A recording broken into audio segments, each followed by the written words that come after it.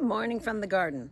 So one of the, well, not one, a bunch of the tasks that I want to tackle in the next week is some perennial maintenance, cleanup. Things that have already had their first flush of blooms, gonna cut things back. If this is your first time to my channel, my name is Robin. I garden in Northwest Connecticut in Zone 6. So let's take a walk around. It is very hot today. We're having a lot of humidity and a lot of heat. So the heat index today is 100. I know for some of you that's not a big deal, but it is here in Connecticut. We're not usually quite this hot or this humid. So let's try to walk around and see what needs to be cut back at this time. Some of the things that I'm going to try to cut back, the white one's Veronica, even though it's completely covered with pollinators at the moment. I'll give it a little bit longer and then I'm going to cut that back. Next up is the catmint.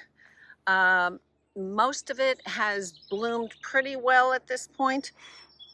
I'm going to shear that back so we get to the canopy of new stuff. I'm going to try my best to get in there, but again, covered with pollinators. Daylilies are starting to open up. This one is called Velvet Shadows. The Bobo Hydrangea looking good back there. All right, let's see what else needs to be cut back. Salvias.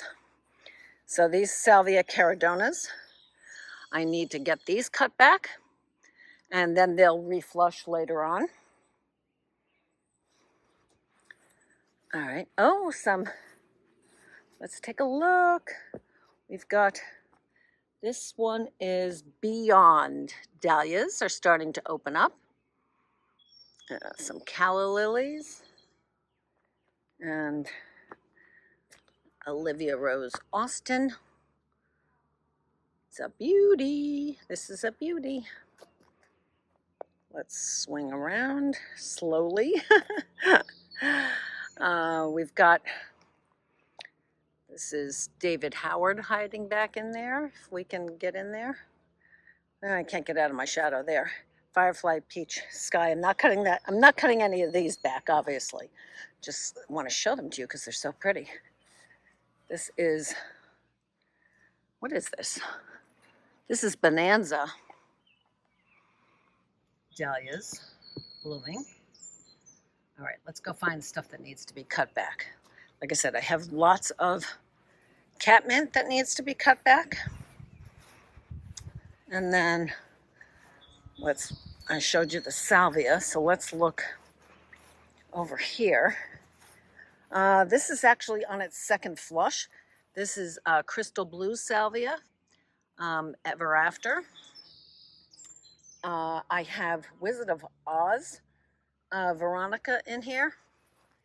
These have just started blooming. I've got a dahlia hiding in there. So I won't cut those back just yet. Oh, we have some daylilies opening. This is called Olali Rose Ring. And then you can see I have more salvia over here that needs to be cut back. I have quite a bunch in there. So that needs to get cut. And more catmint over here. And then making our way. Oh my goodness, look at that. Oh my God, we had a huge storm. I didn't even realize we lost a huge piece of our catalpa tree. Oh my goodness. Oh my gosh. Oh gosh, that's terrible. That's terrible news. Oh gosh. All right, let's see. I tied up the Queen of the Prairie because it was, getting all over the place. And that's now starting to bloom. All right, so what else needed to be cut back? Lady's Mantle. I started on this the other day. Some of it is still blooming, but it really does get kind of ugly after a while. So I do go and cut back some of the, or as much as I can get in there, because it's spreading all over the place. So I do try and get that cut back. So I'm going to cut the lady's mantle all the way back. I don't cut the aruncus back, but it looks like, oh my God, looks like I might actually need to think about it because it is massive. It's spanning from all the way over there to all the way over there. Look at the size of that thing. Blue, wow. All right, I have to think about that. Oh, my swamp azalea is finally blooming. Yay. Okay, I did mention the other day, it's time to start cutting back the foliage on the daffodils. And then over in this bed, you can see I have a lot of Nepeta right here, and this needs to be cut back. It's pretty much on the end of its first flush. We'll cut it back to, again, the canopy of new stuff, which you can see right here is pretty significant already. So I'm gonna try and shear that off with a trimmer.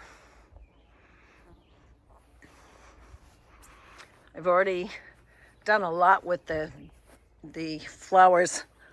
I took out the bachelor buttons. Let's see. Oh my God. I'm getting attacked by a horsefly at the moment. Let's see, what else? Nothing over here. Let's go around the front. Now in here, I did cut back that row of herbstone, Rudbeckia, Henry Eiler's Rudbeckia, Carine Helianthus, the Helenium, the Aster. I don't remember if I cut back the Joe Pye weed, and it's already getting pretty tall, and I had to cut some really long stems because they were really starting to lay down on the other plants. If I cut it now, I'm going to lose the blooms. I might be willing to do that just because I have another one also, and they're just getting too big. I thought these were the smaller ones, but obviously they're not. Now I've had to do some trimming on this Little King River Birch because it's literally laying on top of the Veronicastrum. So I've cut that back a little bit also to give the rose that's under there a little bit more sun. But the Veronicastrum is now laying sort of on top of the Amsonia, which is laying on top of the baby's breath, which is laying on top of the betony. So I've been trying to limb this up a little bit without ruining the shape. That's this bed over here.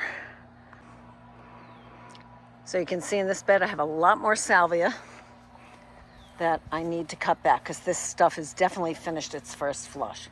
So I'm gonna have to work on that. Just waiting for some more wood chip today. Once Geranium Roseanne finishes its first flush, here in the shade it's a little bit easier to see, I think. Again, you can cut that back and it'll rebloom. Lots of catmint to get cut back here because the new canopy is already all the way up here. So I definitely have to get this cut back. Same over here. And you can see I'm actually having trouble in the beds over here where the catmint is yellowing and dying. So we're getting it all the way cut back. And what I did was some of them that I already cut back have already reflushed pretty nice. There's Olivia Rose Austin. See if I can get in there. It's a new rose for me. My Tough Stuff hydrangeas are blooming. And I've got some angel lace that is snuck itself in here. I've also done a little bit of trimming on the Spirea ogons. I did it earlier this season, but it looks like they're getting pretty tall. I might have to do some cutting there too. This is Boom Chocolata geranium. As soon as that finishes blooming, I will cut that back. I love that. I love this geranium. I'm really thrilled with it. It fills this space so pretty, and I love the color purple. And I love the color purple of these. Here's Spirea Ogon from this direction, so you can see it's really out of getting out of control, and so is the Amsonia down there at the end. I think I might cut that back. What I don't like about cutting back the Amsonia, I usually just tie it up. It's got a very sticky sap. I don't usually cut it back, but that first one is just very large. So I may actually have to do that.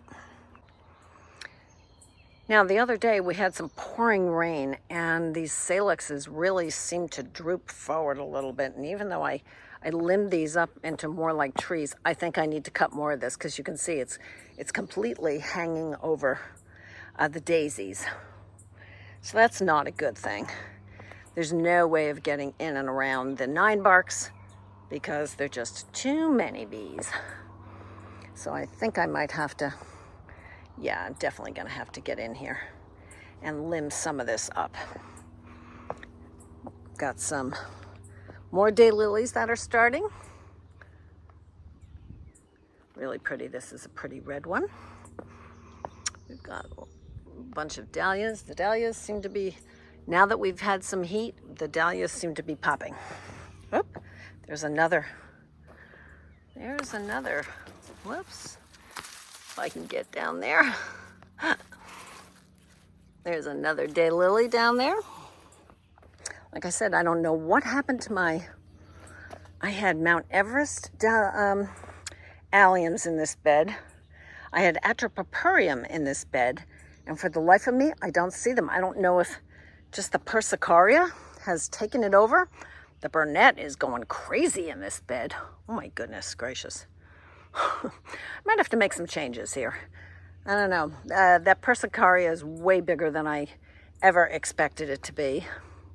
I don't mind the Burnet though. I love the floating leaves there.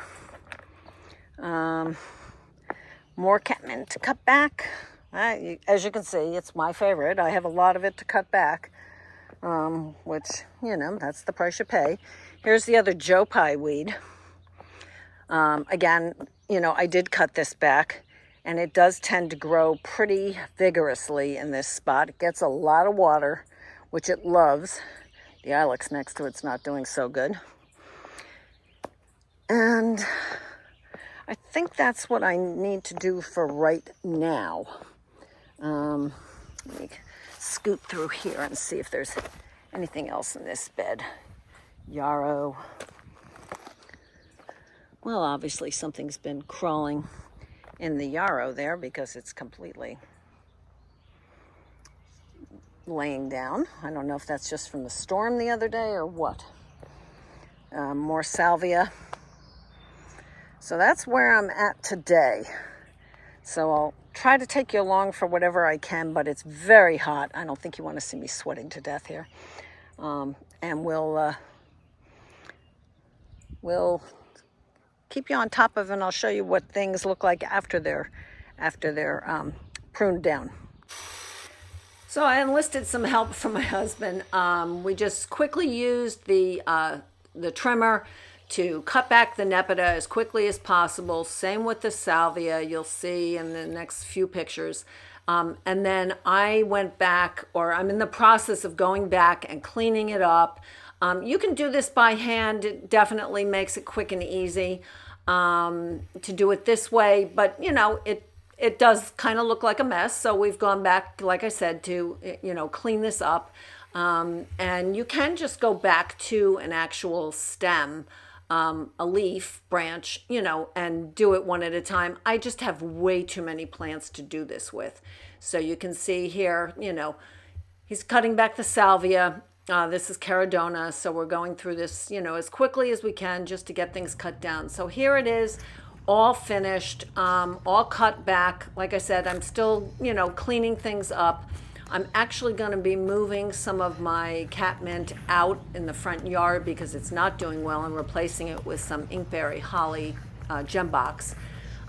Same here with the salvia. Got to go back, clean things up. I did the same thing with, well, I will do the same thing with the geranium roseanne. After it finishes blooming, I will go in and I will cut this back. I have this in several beds. It's beautiful. It gets a little leggy after it finishes blooming. So again, like I said, I'll go in and cut that back.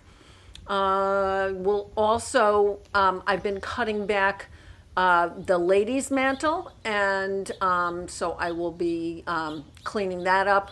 Here you can see the allium drumsticks are just starting to put on some color and opening up, which is kind of fun, so that's always nice.